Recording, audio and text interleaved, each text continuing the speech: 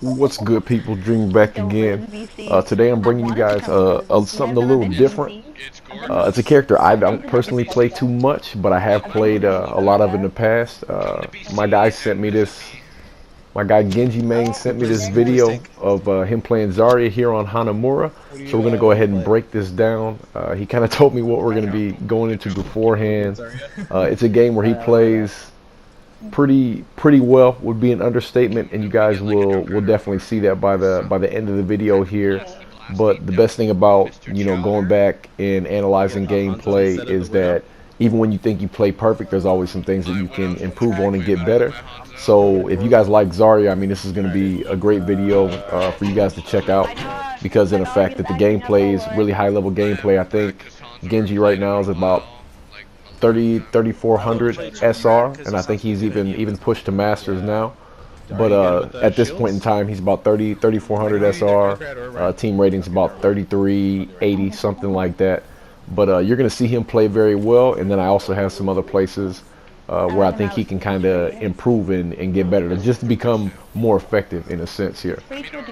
I think comp right now, his team's discussing, they're running Bridget, Ryan, Brigitte, pardon my French, Ryan, Zarya, Junkrat, Widow, and Mercy, I want to say.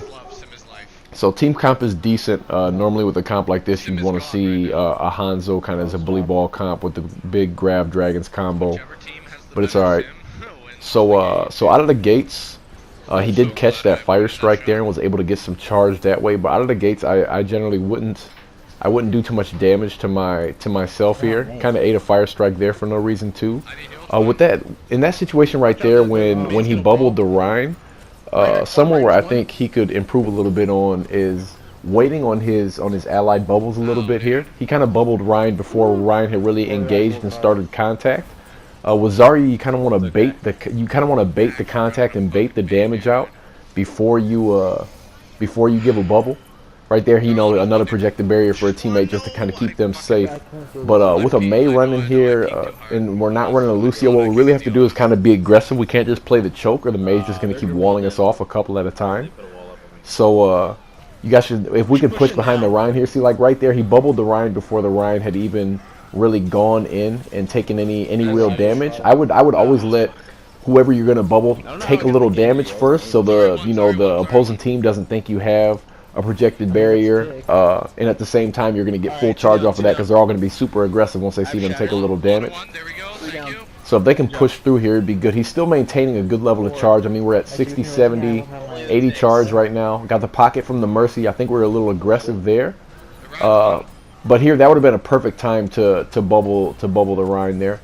We do end up getting the push through though, because the Rhine was aggressive enough, and with the opposing team running a Mei in their composition, like I said, the big thing is you just have to push through that, so the Mei can't wall one of you off. She's pretty much just walling the whole team, so you guys can't escape. But at that point, you guys are the aggressor, and you'll be able to make the moves. So we pressed up a little bit. We're watching the area here where they'll be coming from second point if they wanted to contest. Obviously, they don't. We got Grav coming here. So another critique of Genji here right now is just that he's not in he's in the voice chat, obviously, because you can hear his team. That grab is good. Got a big grab with a couple people in it. They use grab, they use Mei wall too. Smart to drop down to the lower level so he doesn't get frozen as bad. But if I'm him right now, like where he's fighting it out right here, I would just kind of get out of there and run away. I'm pretty sure he's going to end up losing his life here. Actually got a pick, got one pick, got two picks. So the team was able to group back up. So it turns out that decision pays off for him. Oh, nice. Nice barrage by the Farash. He kind of snuck around when everybody was focused on the Zarya there. Oh, Genji, get away from me. Genji won. Yep, just Genji on point and everything now. So she's high charge. Got the Bridget. One thing is, you just like in a situation on 2 CP, since you have to win the fight so cleanly, What you really want to do is you want to be able to call targets so your team can have focus so you can burst down targets faster. Very nice. Good job. Building ults here, you know, they still haven't addressed him. He's been on charge with, he's been on point with high charge for a long time here. I'm doing good with. And I guess the only thing I would have done different there is I would have grabbed off the point. If he would have been able to grab off the point, he could have got Bridget and Lucio off the point as well. They do end up taking the point regardless. So a pretty good round. I did good with they really didn't address Genji when he was on. Sorry, his name is Genji to put aside some confusion here, but they really didn't address Genji when he was high charge on point. And with a Zarya like that, when she's been alive for so long and she's high charge, you really have to. That's got to be a huge priority, especially in 2CP, because when Zarya's high charge, she's burning through so much damage. She's pretty much just melting everybody at that point. You know, just throwing barriers right and left.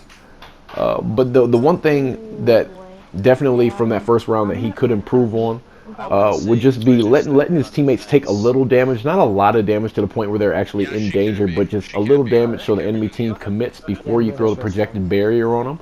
That way you get maximum charge pretty much out of every situation, and you're at high damage obviously earlier and longer. Aside from that, just being in the voice comms, you know, letting your team know that you're gonna throw a grab here. You know, you're able to call out, you're able to, you know, focus targets and everything.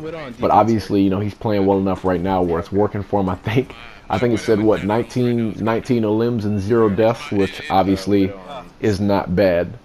But at this point, like I said, we're just taking everything from this game that we can, and we're just trying to give him little critiques in order to help him improve here.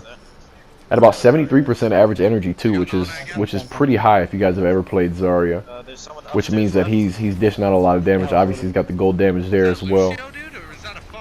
Yeah, see that projected barrier on the Rein was much better. Rein was in there swinging his hammer a little bit. The other Rein dropped his shield. The D.Va tried to focus him to back him up, and that's when he threw the barrier on him. Yeah, and anytime there's in a choke like that, if you guys want to step up into the choke, you know, when the team's trying to, you know, spam it down or trying to blow your Ryan shield or your Reese's shield, whatever main tank you happen to be playing with, just step up there, take some free damage, and back up, because you'll be able to get all your charge out of it without having to risk your life or do too much. He's doing a really good job of not overextending and everything right now. He's kind of letting the Doomfist force the issue. Using his secondary fire really well as well here. Secondary fire to kind of knock the enemy team around, and the secondary fire has much more burst damage potential than your normal beam has. So he's built up a grab here. So right now, yep, with Ryan being aggressive and everything, pushing up a little bit. That was a great grab. See, he just peeked the corner a little bit. Just peeked the corner, threw the grab down at the ground. My only other critique on that would be D.Va was close enough where she could have ate it. But the way that he threw the grab and the way he peeked around the corner, threw it at the ground, kind of away from the D.Va and the defense matrix, made it a safe grab, and that's what allowed them to win their fight and allowed that Ryan to really clean that up there. Doomfist is overcommitting. Good job of punishing the Doomfist. Obviously, you know, he's trying to get the Brigitte. Yeah, any situation like this where they see D.Va high window, D.Va's like free. You might as well consider it free alt charge as Zarya here.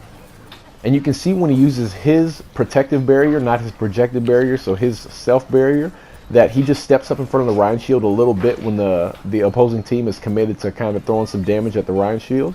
He steps in front a little bit, you know, takes that damage. And this is good here too. Ryan doesn't have charge. You just use it to get on the point. So press up in Ryan's face. All he can do is swing his hammer. You have your bubble if you need it. Aside from that, it's pretty much free damage on the Ryan since he was overextended and everything there. Good call by his teammate, because his team was getting a little too aggressive there. Tell me if I knock you out. Don't want to push up too far and give the opposing team, especially on a 2CP map, an opportunity to kind of get a kill. I do like that grab for the simple fact that D.Va had thrown her mech, and there was a couple more squishies in choke. I think it was Ana and maybe a Widow. But with the D.Va out of her mech, there's nothing to eat her grab. And knowing that he was safe and able to hop in that house if he needed to stay safe from that self-destruct, he threw the grab down, got the squishies, got the healers, and didn't allow D.Va to remech, which is absolutely huge. So again, there, I think that barrier was just a little bit early. Like, yeah, the opposing Ryan threw a fire strike at your Ryan, but you could have saved projected barrier to the when they really committed to going through that choke. So his Ryan did end up losing his life. I don't think it's 100% for that reason because he didn't have a barrier because there's a lot of damage in the first place. But their soldier was able to kill the Ryan there, which is big. Brigida's able to stabilize on point, and kind of got lucky there, to be honest. He was still sleeping, laying on the ground taking a nap. Doomfist didn't commit to hitting him with kind of solo ulting him in a way. So now it's turned into a brawl on point here. We built up Grav again because again we're doing decent damage, and he's still been unaddressed and unopposed for the most part.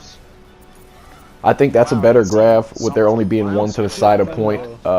Obviously, you can see they win the game here. They get a nice full hold, but that was a better grab, and that's what he should have done at the end of the last round too. He kind of grabbed on to the point in the second round that last time, and so Brigitte kind of got stuck on point. And with that shield, she was able to, survive an extra second just because they had to burn through the shield before they could really commit to giving her damage. If he would have grabbed off the point in that scenario, I think Lucio wouldn't have been able to skate by, install. I don't think Brigitte would have been able to skate by or would have been able to stay on point and live for that long. But either way, it was a fantastic game by him. I think it was, 37 limbs and 0 deaths is crazy. So, I mean, if anything, guys, go back, review this game, listen to it, see what he did well, listen to me, see what he can improve on. But overall, just a fantastic game and a complete Zarya carry. I need healing.